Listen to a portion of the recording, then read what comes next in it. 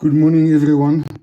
Jacques here from Dapper Shaves. I've had a question around stropping, so I want to quickly show you guys how I strop, what I do, and hopefully you get some meaningful information out of it. So first of all is my strops, I mount a little bit higher. So with my right hand, this is just above my hip, and it's a slightly up angle. For me, when I'm standing, this is natural for me. Some people like them higher, some people like them a lot lower. Most people like them about level.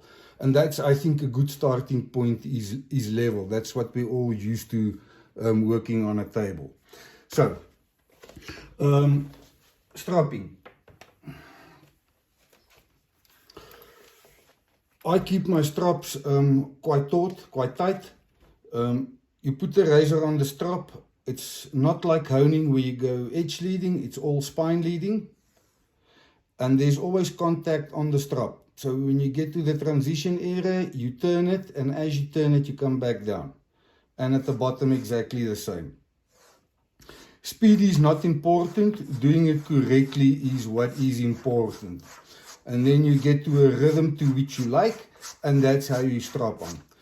This is suede. A lot of strops have got a canvas or a linen side for cleaning and stuff like that. Very useful. I like suede. You can actually bring back an edge slightly with suede, and if you strop properly on linen, you can actually do the same. Do not underestimate this. But make sure it's properly prepared and not sanded, because there will be abrasive particles in the leather which you don't want. So I use swivels, and the reason for that is I can now just turn the strop over and I've got a smooth side, and stropping is exactly the same. So when you start stropping, this is always the most difficult part. So what I recommend is putting a strop down on a flat surface, and you do exactly the same, rotating on the spine, and you strop the razor like you would on a paddle or something similar. This is the easiest and safest way of doing it until you've become comfortable about how you strop. So that fundamentally at a high level is stropping. Pressure I use when stropping is around 200 grams of pressure, but try and be as light as possible. The other very important thing with strops is you need to prepare them before you use. So if there's any dirt or unforeign particles which you don't want, take them off. And secondly, the oils of your clean hand and forearm nourishes the leather, it polishes it, keeps it nice and shiny, and that's what you want when you strop. So my strops, obviously, I hang here. I've got a couple of them, and depending on what I want to use, I use it. Nothing rocket science. Don't overcomplicate it. Take your time. I do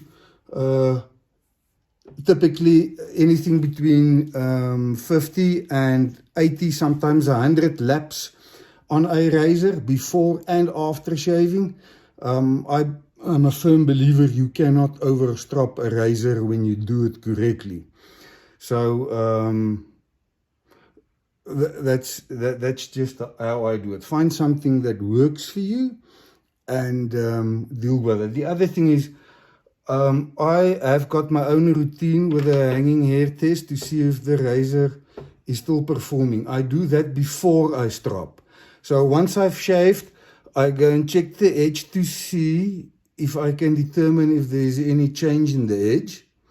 And then I clean and I do my stropping and I test again. So once I've stropped, there theoretically should be at least an equal or improvement on the razor's edge.